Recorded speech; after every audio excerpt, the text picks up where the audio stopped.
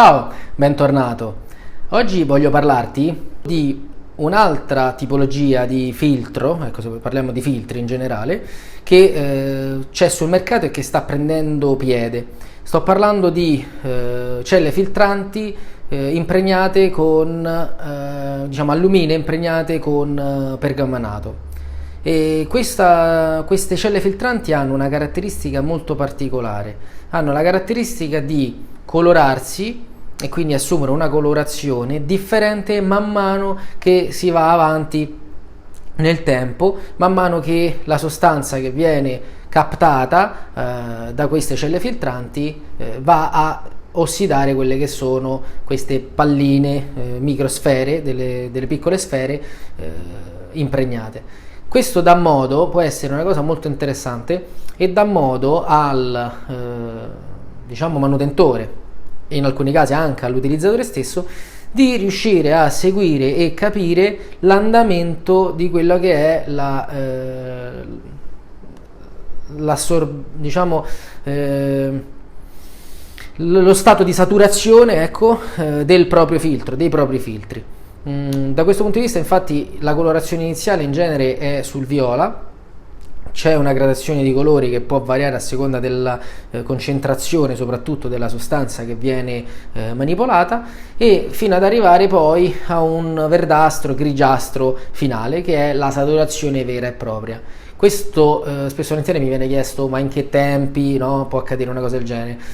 Varia, non è un qualcosa che è standard, che si può standardizzare in tutte le cappe chimiche a ricircolo, per esempio, che magari questi possono essere montati sulle cappe a ricircolo, così come nei box filtranti e quindi nelle cappe chimiche a estrazione totale. Insomma, non ha la possibilità di essere utilizzato su più fronti, ma per quanto riguarda la tempistica di saturazione è sempre un punto interrogativo. La differenza tra un carbone attivo e questa, intanto, è sicuramente che il carbone attivo è nero, lo vedo così quando lo prendo, quindi io all'origine nuovo, fresco,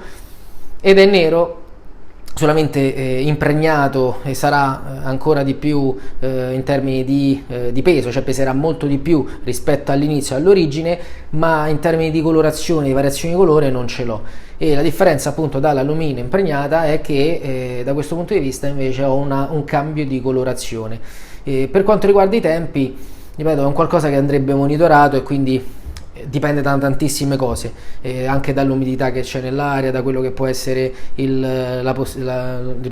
soprattutto, diciamo, l'umidità non influisce troppissimo, influisce moltissimo la concentrazione, soprattutto, quindi della sostanza che viene manipolata, quindi quanto, se stiamo lavorando con millilitri piuttosto che litri di sostanze, questo influisce tanto, quindi potrebbe variare il colore veramente in pochi giorni,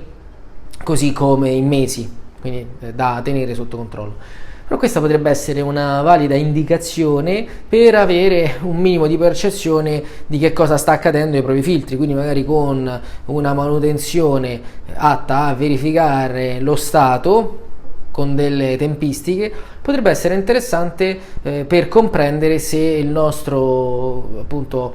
filtro che abbiamo all'interno si sta saturando, oppure è già saturo, oppure deve essere ancora saturo, si deve ancora saturare. Questo può essere interessante da appunto annotarselo magari, e quindi dare un'indicazione di sorta. Dico un'indicazione perché tutto dipende sempre dalla lavorazione, cioè se oggi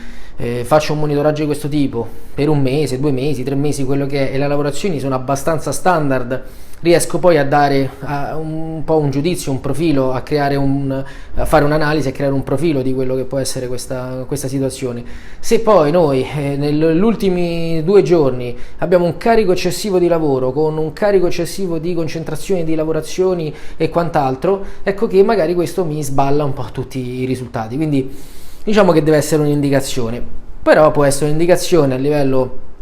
visivo che non abbiamo con i carboni attivi. Da fare attenzione al fatto che l'assorbimento di questa tipologia di sostanza è pari a circa il 2%, per quanto riguarda, per esempio, in termini, facciamo esempio, la formaldeide, viene trattenuta su quello che può essere la superficie del carbone, viene trattenuta il 2% di quella che è la sostanza che passa attraverso. Molto dipende dalla velocità anche di passaggio attraverso il filtro in generale, che sia un carbone o in questo caso l'alluminio, dipende dal quindi il tempo di contatto e quindi la possibilità di captare quelle che sono le molecole di formaldeide. Quindi questo è un po' quello che accade.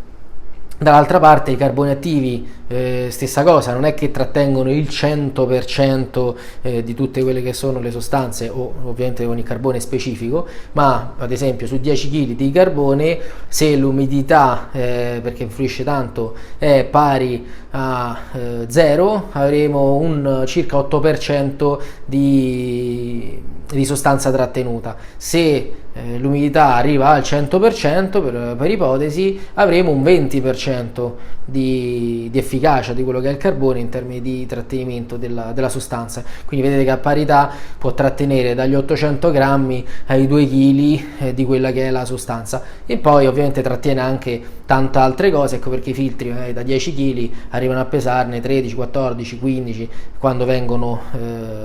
tolti, vengono prelevati. In genere si cerca di orientarsi verso cappe che hanno più filtri, proprio per questo, in modo tale che quello che non viene trattenuto da un filtro, c'è un secondo filtro chiamato di sicurezza che lo va a trattenere, e quindi ecco là che abbiamo la possibilità di avere una sicurezza, una certezza in più, una certezza maggiore. Quello che si può pensare è quello di mettere, se uno ha per esempio un box filtrante sul tetto, avere 8 celle filtranti, una delle quali, magari l'ultima, potrebbe essere quella dell'almine. E da questo punto di vista, andando a osservare la colorazione, uno si può rendere conto che magari i carboni sono saturi, ecco che sta passando quella che è la sostanza e si sta iniziando a colorare, e allora mi dà la possibilità, modo e tempo di capire qualcosa di più. Semplicemente questo, perché attualmente in genere i carboni attivi vengono cambiati a 6 mesi, a un anno, non c'è una vera regola, intanto non esiste una normativa che regolamenti questo, una obbligatorietà, quindi questo ve lo dico per trasparenza, potreste non cambiarli mai, ovviamente con tutto quello che ne consegue, così come cambiarli con una certa cadenza. Qual è la cadenza giusta? È da vedere caso per caso,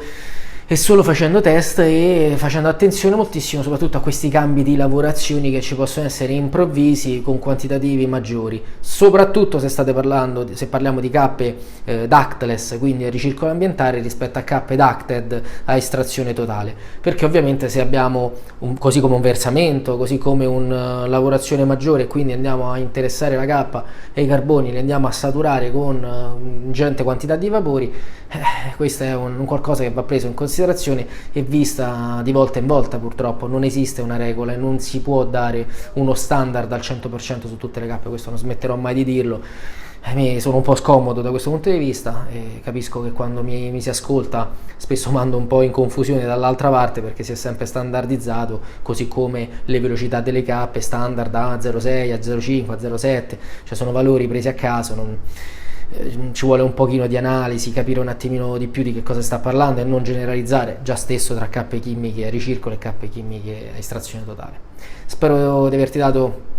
qualche dettaglio in più, qualche informazione in più su questo prodotto, che poi approfondiremo più avanti sicuramente, però ecco, volevo farti sapere che esiste questa tipologia di prodotto che con l'occhio, diciamo, visivamente magari ti può aiutare a capire, a comprendere che cosa accade ai tuoi carboni. Iscriviti al canale YouTube, commenta e condividi video che sicuramente sono interessanti per te, ma possono essere interessanti anche per tuoi colleghi. Grazie.